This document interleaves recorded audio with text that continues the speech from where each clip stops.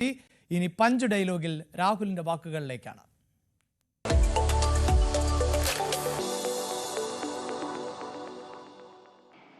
इसका foundation one man one vote, हर हिंदुस्तानी नागरिक को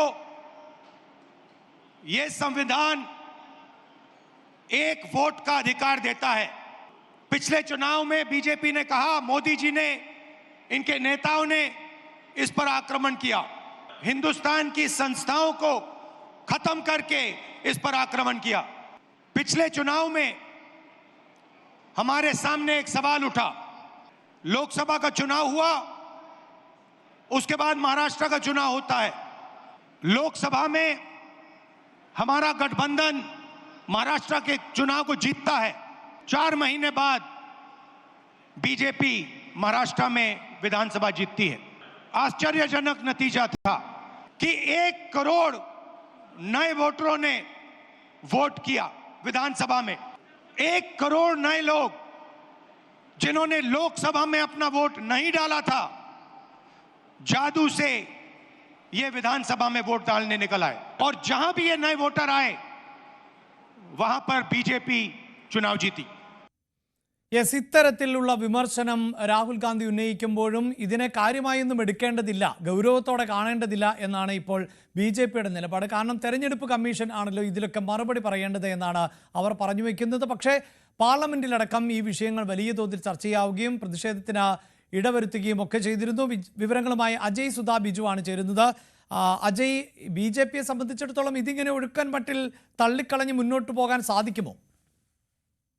രാഹുൽ ഇന്നും അദ്ദേഹത്തിന്റെ ആരോപണങ്ങൾ ശക്തമാക്കി രംഗത്ത് വന്നിരിക്കുകയാണ് അഭിലാഷ്. അദ്ദേഹം ഇപ്പോൾ സാമൂഹ്യ മാധ്യമങ്ങളിലൂടെയും തന്റെ പ്രചരണം ശക്തമാക്കിയിട്ടുണ്ട്. ഇത്തരത്തിൽ സോഷ്യൽ മീഡിയയിൽ പ്രചരിപ്പിച്ച ഒരു റീലിലാണ് തെരഞ്ഞെടുപ്പ് കമ്മീഷൻ രാജ്യദ്രോഹ പ്രവർത്തനമാണ് ഇത്തരത്തിൽ ഈ വോട്ട് മോഷണത്തിലൂടെ നടത്തുന്നതെന്ന് രാഹുൽ ഗാന്ധി ആക്ഷേപിച്ചിരുന്നു. അതുപോലെ തന്നെ അദ്ദേഹത്തിന്റെ ആരോപണങ്ങൾ ഇന്ന് ഫ്രീഡം പാർക്കിൽ നടന്ന പ്രതിഷേധ സമ്മേളനത്തിൽ കൂടുതൽ ശക്തമാക്കുകയാണ് ചെയ്തത്.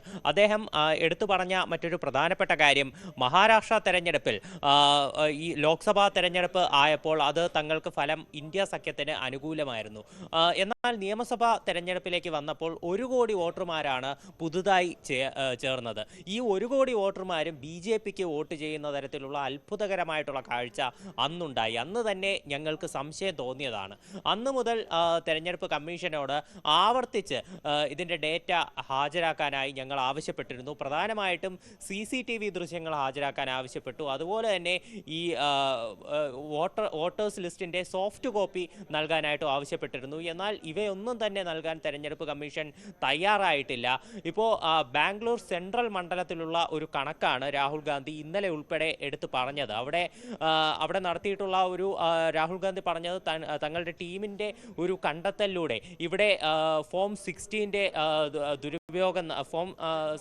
ദുരുപയോഗം നടന്നതായിട്ട് കണ്ടെത്തിയിട്ടുണ്ട്.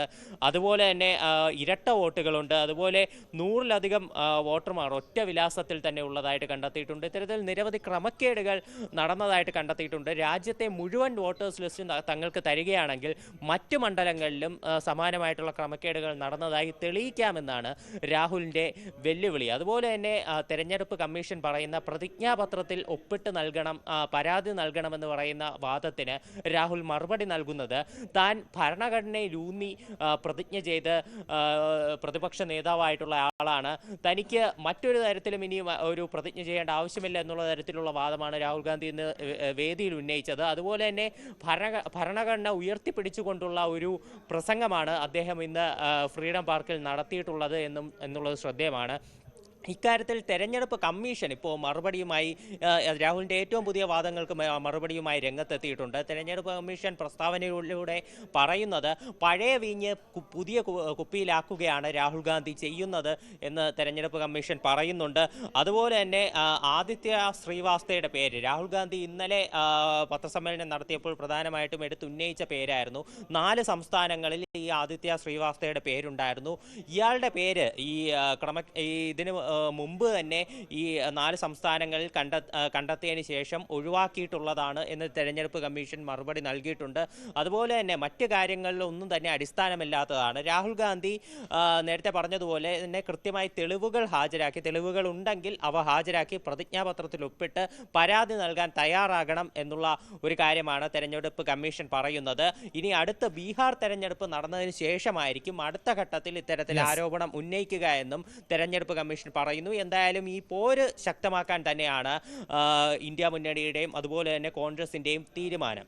ഇതിൽ ഈ ഒഫീഷ്യലി ഇതിൽ രേഖകൾ നൽകിക്കൊണ്ട് ഇക്കാര്യങ്ങൾ തെളിയിക്കുമോ? ചട്ടപ്രകാരം പരാതി നൽകി തെളിയിക്കാൻ കൂടി രാഹുൽ തയ്യാറാകുമോ എന്നതും പ്രധാനപ്പെട്ടതാണ്. എന്തായാലും രാഹുൽ അങ്ങനെ കേന്ദ്രത്തിൽ BJPക്കെതിരെ കടുത്ത നിലപാടുമായി മുന്നോട്ട് പോകുമ്പോൾ കേരളത്തിന്റെ കാര്യത്തിൽ KPCCയിൽ പുനഃസംഘടന നാളെ എന്ന നിലയിൽ നീളുകയാണ്.